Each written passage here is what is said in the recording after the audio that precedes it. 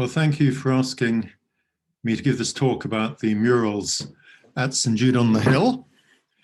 I'm sure you're all familiar with the church itself. There's a nice photo of it with the rainbow behind. And this is a photo of how it is at present with the scaffolding up as part of our project to restore the weather vane, which flew away during a storm a couple of years ago now. The interior of the church, just to show how we are coping with the current regulations under COVID. Here is the church with the large space within, showing the chairs spaced out, I think more than 2 meters distance there. We are open on Sunday mornings. The interior of the church is dominated, if that's the right word, by this whole series of murals. I'm just going to show you a few examples before I say something more about them. So here we have the crucifixion. Here we have Jesus calming the storm. Here we have, I thought this at first was the wise men appearing.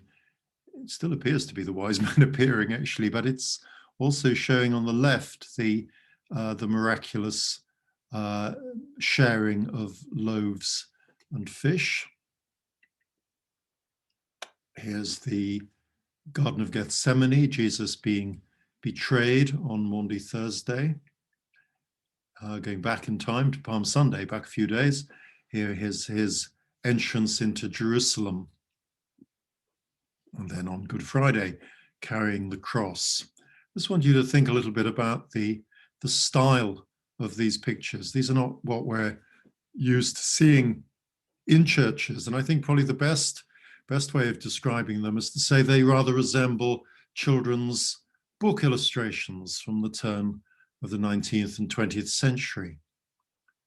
This is the one of the domes, so you can look at it from different perspectives, but you see at the bottom there the green hill without the walls of Jerusalem.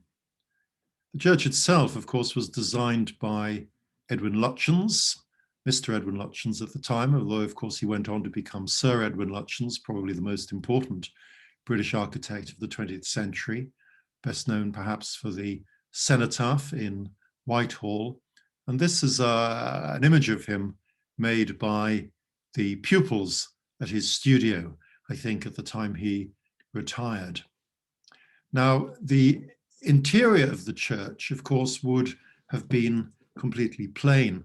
This shows you the church next door to us, the Hampstead Garden Suburb Free Church, also, of course, by Lutyens. The churches resemble each other. It's not so obvious from the outside because we have a spire, whereas the Free Church has a dome, but you can certainly see how the interior of the two churches, the interiors are very, very similar. And a visit to the Free Church, all sorts of good reasons for visiting the Free Church, but from our point of view, visiting the Free Church gives you a sense of what St Jude's would have looked like when it was first completed. The church was finished in 1910. It opened for worship in October 1910. It was consecrated in 1911. The painting scheme began after the Second World War, so it was only really for a decade, I suppose, that it looked like this. There are many people who say that it should still look like this, that the murals have spoilt the effect of the interior of the church. I'm not sure I agree with that, but I don't think we need to have an opinion. Things are what they are. We don't have, I don't think we have any photos of the interior of the church before the murals, but we have some paintings, curiously enough, and these are paintings by a pair of, by two different artists who are brothers. They were Belgian refugee artists who came to live in London during the First World War, and they were based in West Hampstead, and they obviously traveled around the local area a bit doing work, and we're lucky to have 3 paintings by the brothers and from the First World War period. And for our purposes tonight, of course, it's useful in that it shows they show the interior of the church before the murals were put in. When I first came to St Jude's 20 odd years ago, I was asked what I thought about the murals. It was even suggested by some people that I might want to whitewash over them. And my response to that was, well, what can you tell me about the murals? What can you tell me about the artist and his background and his work and how he came to be commissioned at St Jude's? And the response I got was, no, we can't. There's very little actually known about him apart from his name. We just have a little plaque, memorial plaque, saying the artist was Walter P. Stammer, but no one knew anything about him really. So I set about researching him, and the fruits of my research were a book called Walter P. Stammer, Artist. There's the front cover on the left, that was published in 2015. And I got a grant from Hymns Ancient and Modern to produce the book and make it available. So who was Walter Stammer? He was the son of the Reverend Henry Stammer. Not a very good photo of Henry Stammer there on the left. Henry Stammer was a Baptist minister. Walter Stammer was born in Teignmouth in Devon, but he was only a few months old when his family moved to Alfreton, which is near Matlock in Derbyshire, where his father took up ministry of the church there. But it was only a few years after that. I mean, Walter Stammer was still a child. I think he's about 5 or 6 when the family moved to Norwich. So although this was his third home, it's really the one I think we should associate with Stammer. He certainly thought of himself as a Norfolk boy. His father remained a Baptist minister, but he didn't have a church in Norwich. He was the assistant secretary of the British and Foreign Bible Society in East Anglia. Assistant secretary meant he was the one who did all the work. The actual secretary was a figurehead, I think was a Cambridge Don. But this was the church that they became members of. And I'm sure Henry Stammer certainly would have taken services and preached there. It's Princes Street Baptist Church in Norwich. I like the color of the decorations. Again, there's a certain kind of resemblance, I think, to the Free Church.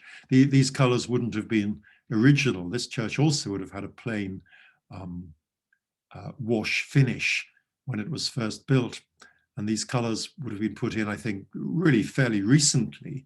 But I think it's quite nice to see how they were dissatisfied with the plainness of the interior of their church, and so chose to color it. So similarly, I don't think the Hampstead Garden suburb people were necessarily displeased with the interior of St Jude's, but they thought, I think we can guess, that having the mural scheme was an improvement. Stammer himself went to Norwich School of Art, the local government art school. And these are a couple of pictures by fellow artists, fellow students of his during his time there. On the left, the pictures by Alfred Munnings, Sir Alfred Munnings, who later went on to become president of the Royal Academy. And the painting on the right, which I think is rather better, is by a lesser known artist, a female artist called Gertrude Offord. They almost seem to have been painted on the same day. At the back of each picture, there's a young man. On the left-hand side, there's just the one young man at his drawing board. I think that is a portrait of Walter Stammer. Munnings and Stammer were the best of friends and used to travel around Norwich on their days off, visiting churches. And on the right-hand side, I think it's well, actually, I'm not sure, that's a young woman on the far back right. Anyway, on the far left rear is a young man. And I think that this young man in both pictures is in fact Walter Stammer. My reason for saying that is that the chap in Munnings' picture on the left has quite a distinctive quiff of hair coming over his forehead. And when we look at the first photo we have of Walter Stammer, he also has that quiff. So I'm fairly convinced we are looking at Stammer in the paintings, and we're certainly looking at Stammer here in the earliest picture we have of him. And this is in Birmingham. After Norwich, he went on to Birmingham School of Art. He was the most successful, although it was Munnings who went on to be president of the Royal Academy, and no one's ever heard of Stammer. It was Stammer who was the prize winner. He always came number one, and Munnings always came number two at Norwich Art School. And Stammer won a scholarship to Birmingham School of Art right at the very end of the 19th century. Birmingham School of Art at the time was probably the most prestigious art school in the country. It was closely associated with the arts and crafts movement. It also had a series of laboratories in which they investigated different techniques of painting. And I think that's very relevant. That'll become relevant in a moment. After Stammer finished at Birmingham, I think in 1899, right at the very end of the century, he moved to the Norfolk coast to Munsley-on-Sea, where he took a studio with his sister Edith Stammer, who was also an artist. And they ran together a correspondence course, I'm not quite sure how that worked, but a kind of correspondence course in drawing from Munsley. And Stammer himself also had many other commissions and jobs as a newspaper cartoonist, as an artist. And this picture was, I think, made for a guidebook that was never published, a guidebook of Norwich. And this picture's in the Norwich Record Office in the collection of Gerald and Sons. If you know, Norwich is the private department store, the independent department store in Norwich. And they're also publishers, and they published a series of guidebooks, and they seem to have commissioned the young Stammer to do a series of paintings for, as I say, a proposed guidebook, although it was never actually published. In Munsley, there's a house called Northfield, still there today. And this was the home of Dr. Campbell Morgan, a well-known nonconformist evangelical preacher at the time. And every year he used to hold a kind of house party, come conference at his home. You can see behind the house here, there's a large marquee for young Christians, ministers, I think, perhaps ministers in training.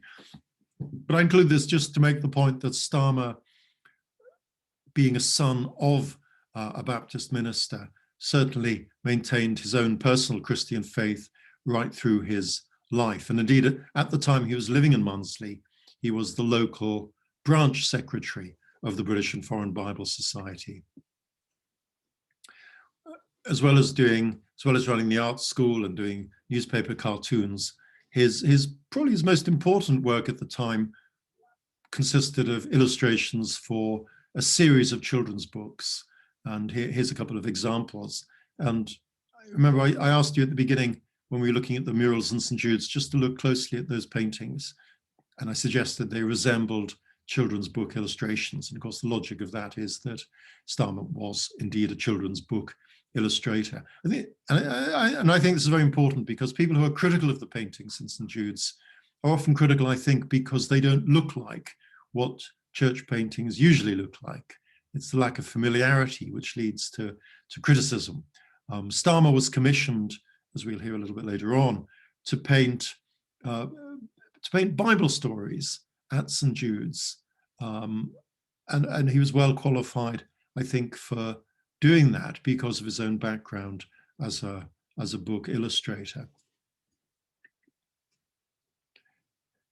And here's a couple more examples. You've seen the one on the left already, the calming of the sea. And on the right is the journey of the Magi, the wise men arriving with their gifts on Epiphany to present themselves before the newly born Jesus. And I think once you put those ideas together, the children's book illustration idea and the illustration of the Bible stories, I think you begin to see, and if you're as old as me, of course, these pictures might resemble Sunday school stamp albums, you know, the kind of thing you were given to mark your Sunday by Sunday appearance in church, and to encourage you to come again and to avoid having gaps in your Sunday school album.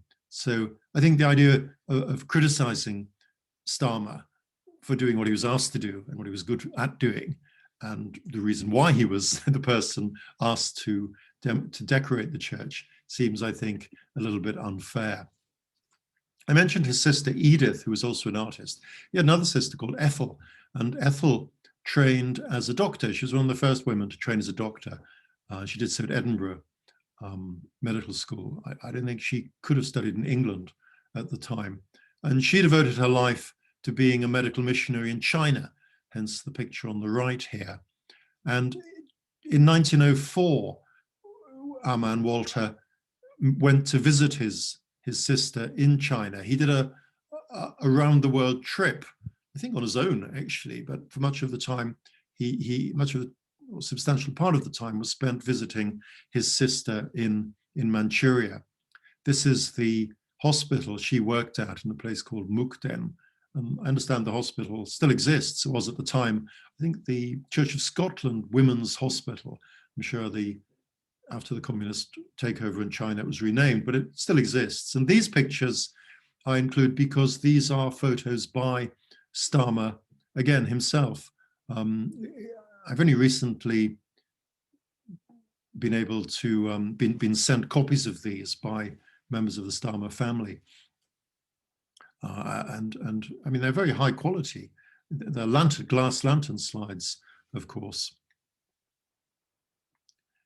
He traveled from, stick with that for a second, he traveled by, he sailed to St. Petersburg, traveled by the Trans-Siberian Railway to China, spent time with his sister, then traveled by railway to Korea, by sea to Japan, and then sailed from Japan to San Francisco, crossed the United States, thought at one point, I think, of staying in the United States, but then traveled back to England. So he went right round the globe. That was in 1904.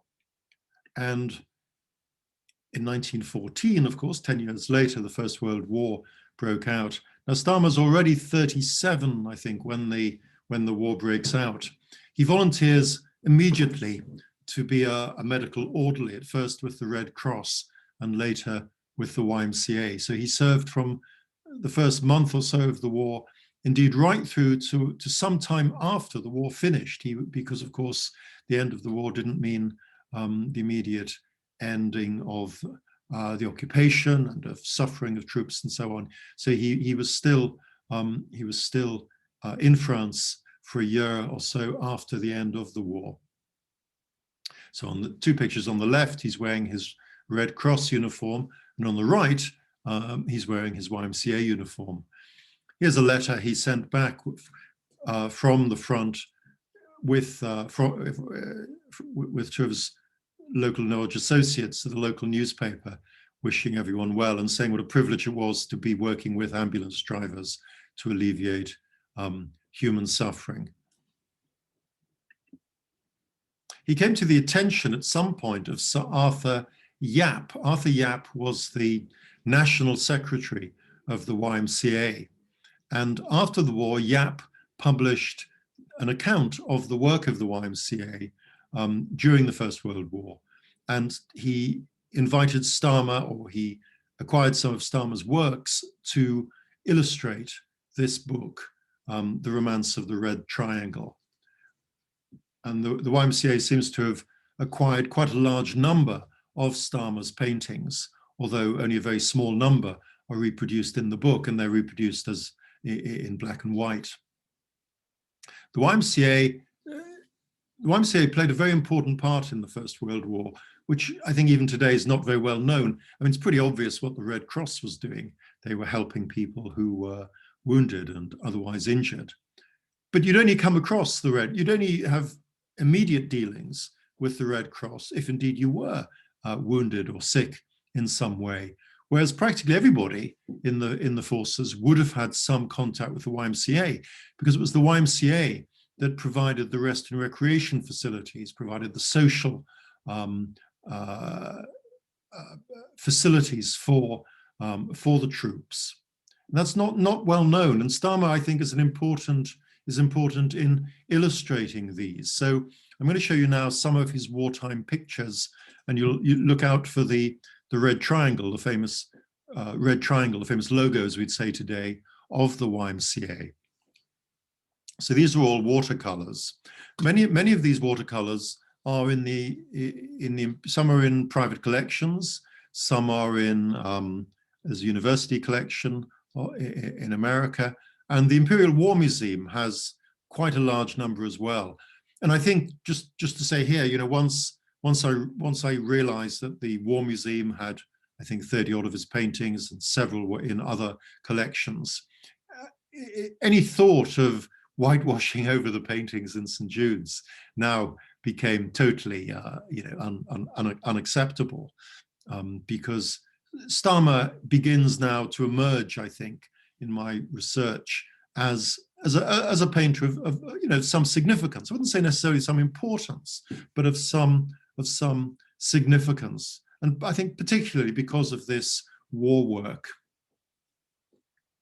Here you can see a marquee with the YMCA emblem. There are not many people in these pictures. I could spend quite a lot of time talking about these paintings, and I have done so in another talk I gave for the YMCA itself. I think when you're looking at Stammer's war pictures, look at the foreground. The foreground is usually empty, and activity is often happening to one side. Now, the YMCA tents and later huts would have been some way back beyond the front. The troops would be billeted at these, in the kind of tents you see on the left there, and then they would go forward to the front, spend a certain amount of time in the trenches, and then they'd be withdrawn again and replaced. So when we're looking at a picture like this, what we see a few soldiers on the right there, but on the whole, we're looking at an empty space. An uninhabited, in a sense, place, because, well, where are the troops? Well, of course, they're at the front, and if they're not at the front, well, maybe they're all in that YMCA marquee there, being looked after, being served and supported by the YMCA workers like Stammer himself. I think you see that much more clearly in this picture. There's the marquee, there's the YMCA triangle, there's a bit of activity at the back. But the foreground, again, well, there's nothing happening at all very much. There's a couple of chaps there, a couple of soldiers who are sitting, talking and maybe reading. But what we're looking at mainly is a series of empty benches and empty chairs. You know, a poignant reminder, I think, that, well, where are the soldiers? Well, some of them will be at the front, but some of them will never be coming back. These benches, in a sense, you know, metaphorically, will remain empty forever. Slightly different picture here. Look at the front here. Well, what do you see? Well, here you see Indian troops. Stammer is very good at recording the presence of what would have been called colonial troops at the Western Front. Here we have Indian troops recognizable by their turbans, and again, not just they're preparing a meal in their own style at the front here, but you also see turbaned troops inside the marquee. The YMCA, of course, is the Young Men's Christian Association, but it certainly didn't limit its activities to soldiers who would identify themselves as Christians. It provided for all of the soldiers of the army. And in this one, in the foreground, we see Chinese, not troops, but Chinese workers.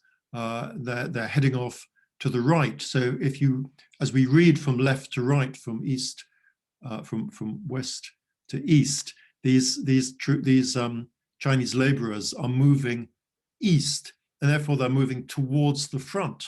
That's how we read that's how I think we should read the painting. Again, this is only something we're becoming aware of nowadays, but Stammer is you know, recording it at the time that there were many hundreds, if not thousands, both of Indian troops in the British Army, but also Chinese laborers. In fact, most of the trenches, or many of the trenches, were dug by non-combatant Chinese workers. Again, you'll see in the marquee at the back, the marquee has Chinese lanterns. So this would appear to be a YMCA marquee specifically for the Chinese workers. Here we have a scene of destruction, but again, look on the right there, and you see Chinese workers again carrying the yoke, the one at the front, but it shows also the damage being done, and the foreground again shows probably shell craters. Stammer's also very sensitive to the suffering of the animals, which must have, of course, also been considerable in the First World War. Here's something slightly different. These moving from horses to stables, but these stables are occupied by the troops. And characteristically, we see several of the different activities of the YMCA. So from left to right, there's someone writing a letter. The YMCA would provide writing materials. There's people, soldiers having a cup of tea there from the urn, again provided by the YMCA workers. People reading, playing drafts on the far right. So several of the different activities of the YMCA are provided by the YMCA being very clearly visible here. Different sort of scene here in another. This is a bombed out building. You see someone on the far left doing some reading, on the far right, a little bit of a sing-song in the middle, around the piano. In the middle, again, a soldier sitting on his own. I think this is a very different kind of scene because it shows, I used the word poignant before, I think very, very true also of this picture. Yes, there's a little bit of socializing, but others are finding their own company, or perhaps they can bear having just perhaps come back or about to go out to the front line. And again, right at the very front, an abandoned table with a book and writing material or whatever, again pointing to the absence, as indeed does the empty chair then right in the middle, I think, point to the absence of the troops, perhaps because they are at the front, perhaps because they've been wounded, or perhaps because they're never coming back. Something similar here, but interesting in that it's the sign is in German and the pictures of the Kaiser. So this, and perhaps Bismarck on the right there. So this is a German Soldatenheim that's been taken over by British troops. Stammer was very interested in different things. Very interesting representation here of a plane. I showed this picture to someone at the Air Force Museum in Hendon who told me what sort of plane it was. I'm afraid I've forgotten what sort of plane it was, but said it was a very good representation of the kind of plane it was. Here's a shot down plane. Just another comment here. Stammer is a war artist with small letters. He's not an official war artist, but it's something we really need to understand, that the official war artists were in fact engaged in propaganda. They weren't people who were at the front continuously recording it. They were in fact based in London. They'd be sent to the front or to France or whatever, Belgium, to record a particular activity or piece of equipment or whatever as part of the propaganda effort of the War Office. They wouldn't be doing things like this, as Stammer has done, portraying a shot down plane. Here we have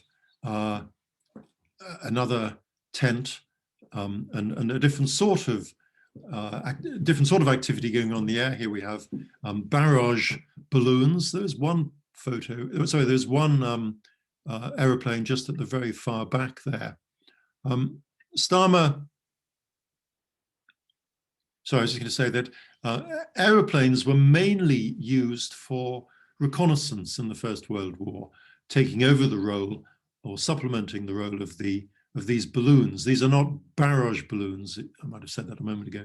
These are not barrage balloons quite so much as observation balloons, and they would have had little baskets underneath them with soldiers in them, using them to observe the front and the position of the armies. Now, our Stammer, of course, is a muralist, and he did also some murals in the huts that the YMCA was later able to build to replace or supplement some of their marquees. Of course, the front didn't move very much, so more substantial buildings could be built. And this is sorry, it's not a very good photo, but this is an actual photo from the First World War, showing the interior of one of these YMCA huts with murals by Stammer on one of the walls. And what these pictures portray is reconstruction. So that's the title, reconstruction. So they're promising a future for the soldiers after the war. So they show the return to industry, to farming, to social activities in Britain. I think a Ministry of Reconstruction was set up towards the end of the war to prepare for the world afterwards. And Stammer is I don't think he was in any way officially connected with them, but that's very much the theme of these works. This one include this picture because, again, it's an interesting one, isn't it? We've been talking about the absence of the soldiers from some of the paintings. Here we have the art gallery in Douai, which was looted by the Germans. So they've cut the paintings out of their frames. They've left one. I'm not quite sure what the reason for that is, but anyway, they've cut the paintings out of their frames, and these were taken away. In fact, I'm given to understand that they've never been recovered. The Germans looted the art gallery in Douai in the First World War, and in the Second War, I'm afraid they bombed it and totally destroyed it. This is a contemporary French report of the pillage by Les Boches of the art gallery in Douai. So how did Stammer come to be the muralist of St Jude's? Well, the first vicar of St Jude's, the Reverend Basil Boucher, appointed in 1908 and remained vicar till 1929. During the war, he himself volunteered to be an army chaplain. There he is in his army chaplain's uniform on the left. The picture on the right shows an incident when he was arrested by the Germans and accused of spying. He was actually accused of, spying and sentenced to death. But rather remarkably, he avoided that because one of the German officers in the place where this was happening discovered that he was the vicar of Hampstead Garden Suburb. And of course, Hampstead Garden Suburb is itself based, the architecture is very much inspired by German architecture. And in happier, more friendly times before the First World War, this German officer had visited Hampstead Garden Suburb with an architectural party. And when he discovered that Boucher was the vicar of Hampstead Garden Suburb, he said, no, I can vouch for him. He can't possibly be a spy. Why he's the vicar of a place that is actually modeled on medieval German villages. So that's how he saved his life. But Boucher met Stammer at some point during the war, and he invited Stammer to come to St Jude's, which was, of course, a big blank space during the war, to first of all, to do a war memorial. So Stammer's first commission in St Jude's in 1920 was the war memorial. In fact, the entire Lady Chapel is the war memorial, although here we have the list of the fallen. The scheme for decorating the entire Lady Chapel is in fact the war memorial. And that's interesting because as a Lady Chapel dedicated to the Virgin Mary, it's a kind of female space, as it were.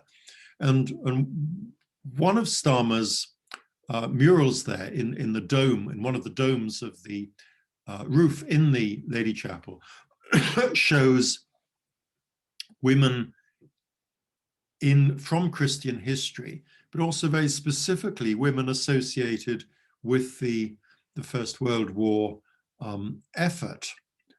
If I show you this key, you get a better sense of it. So you've got women from Christian history, St Helena, St Cecilia, Joan of Arc, but you've also got Queen Victoria, Queen Alexandra, some kind of 19th century Christian heroines. I think we have Christina Rossetti, we have Elizabeth Browning, but also some more directly associated with wartime. So we have Florence Nightingale, we have Josephine Butler, Edith Cavell. Also some people who are perhaps not so well known: Harriet Beecher Stowe, Agnes Weston, Elsie Inglis. There were no living women depicted, but some of them are very recently deceased, and the most recent ones had played some part in the war. And number 14 is the anonymous nurse and wounded soldier. So the only man portrayed in the scheme is a wounded soldier being tended to by a nurse. And I think, again, I could talk a long time about this particular painting, because I think the message of the painting is, of course, men fought in the trenches, but women nevertheless played an important part in the war, often as nurses, but often also behind the scenes. And of course, the context of 1919, 1920 is also to do with the campaign for votes for women. Some women had the vote since before the war, but they still didn't have it equally with men. So I think this mural needs to be seen within the context of the continuing campaign for women's suffrage. As Joan of Arc. Of course, Joan of Arc fought against the English, but by the time of the First World War, she's seen very much as a martial but also Christian female figure. Queen Victoria to her right, Queen Alexandra to her left. Presumably the Lady with the Lamp is Florence Nightingale in the background there. Now, Stammer was also a stained glass artist. He wanted to be a stained glass artist, going right back to his time in Norwich. Munnings called him my stained glass friend. And I mentioned how they used to cycle around the churches of Norfolk, visiting churches. And what they were particularly interested in, what Stammer was particularly interested in, was visiting seeing the stained glass. His big chance came at St Jude's when Boucher, the vicar, left in 1929, and Stammer's he thought it would be the final commission at St Jude's, was for stained glass window in memory of Boucher. Boucher died only a few years after, 1935, only a few years after leaving St Jude's. So here we have a picture of St Jude holding St Jude's church, but I think the face of St Jude is very much based on that of the young Boucher. So just to finish with a few pictures of Stammer at work. So here he is with dark hair and a dark moustache. So this must have been very early on. The first commission, as I said, was to decorate the Lady Chapel as a war memorial. But then in a series of other commissions, Stammer was asked to paint almost, well, in fact, yes, the entire interior of the church, walls, ceiling, and all. So Stammer was employed by St Jude's from 1920-ish right through till 1929, 1930. But I think he continued working on the paintings, I think finishing some of them, restoring others, perhaps adding new ones for some time afterwards. He actually became very much a member of the congregation of St Jude's. I've never been able to find any evidence of him formally joining the Church of England and ceasing, as it were, to be a Baptist. But he certainly became a regular member of the St Jude's congregation, and therefore presumably continued working on the paintings for perhaps another couple of decades. Here he is as an older man, this is not in St Jude's. This is actually him working on the murals at a church called St Lawrence Whitchurch, which is in Edgware. He actually, although, as I said, he became a member of St Jude's, he actually lived in Edgware. So he got a series of local commissions in the kind of Hendon, what we now think of as London Borough of Barnet area.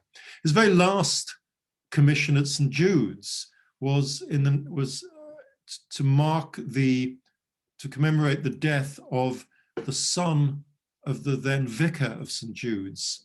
And this is the vicar was called William Maxwell Rennie, and his son was called Michael Rennie. And in 1940, Michael went as an escort with a group of children from different parts of the country who were being evacuated in a ship called the City of Benares. They were being evacuated to Canada. But sadly, the ship was torpedoed by a German U-boat with considerable loss of life. And Michael Rennie rescued many of the children, got them into the lifeboat, but sadly himself died of exposure and was lost at sea. But several of the children were rescued, and Stammer was commissioned to memorialize Michael Rennie, the son of the vicar. It would, of course, have been the 70th anniversary. You see the date there, September 18th, 1940. Last year would have been the 70th anniversary, and if it hadn't been for COVID, we would have been celebrating that anniversary. And we hope to do so again during the Proms at St Jude's Festival, or we hope to do so for the first time, rather, during the Proms at St Jude's Festival a little bit later this year. Now, as I'm giving you this talk, of course, it's only a week or two since the death of the Duke of Edinburgh. Here we have the Duke of Edinburgh visiting St Jude's in 1951. And the reason for the visit was that Prince Philip, or Prince Philippos of Greece, as he then was, had been a fellow pupil of Michael Rennie at Gordonston School. And so when he was invited by Maxwell Rennie, the vicar, who you can see on the far right there, to come to open the Christmas Bazaar at St Jude's in 1951, the Duke of Edinburgh, Duke of Edinburgh he was by then, said this was something he really wanted to do, having shared a study with Michael Rennie and having such fond memories of Michael Rennie.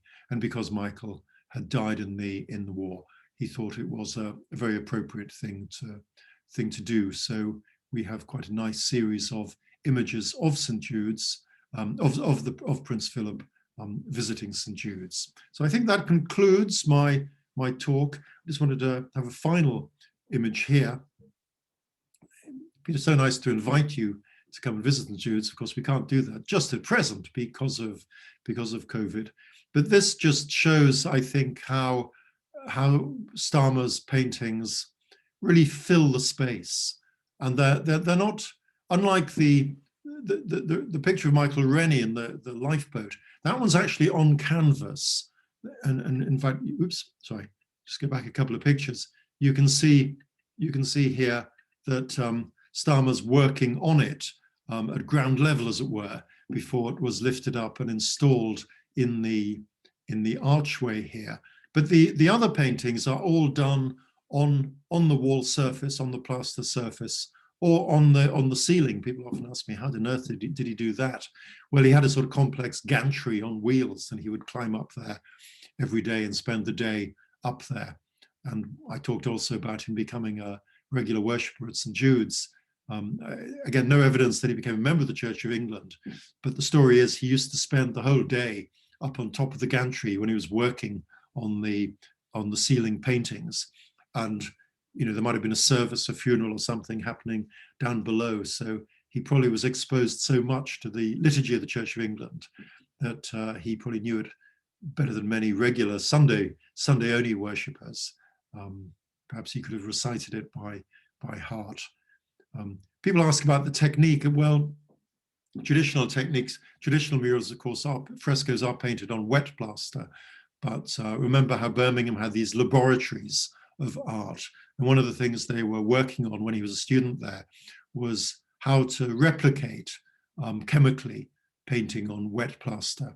So Stammer, we do have records of this. Stammer would treat the bare plaster with chemicals in order to kind of mimic the effect of wet plaster, and then he would paint onto that.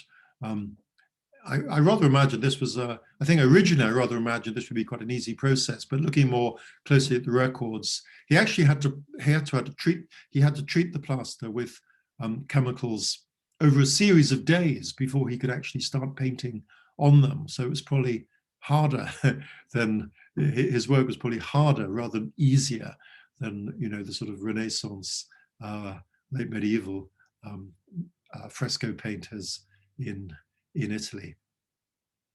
But I think this painting just shows how, you know, he constructs his images around the shape of the building, around the archway, around the window, even around the radiator there at the bottom. So Christ is being laid in the tomb in the shape, you know, the space is, it's almost like the space of the radiator is the space of the tomb. So I think that's actually is my last image. So as I say, I look forward to welcoming you and indeed anyone else watching the recording, which I hope will work, of tonight's talk to St Jude's to see the murals when we're able to reopen. So thank you all very much for attending tonight's talk, and we'll have an opportunity to chat, but I'm going to stop the recording.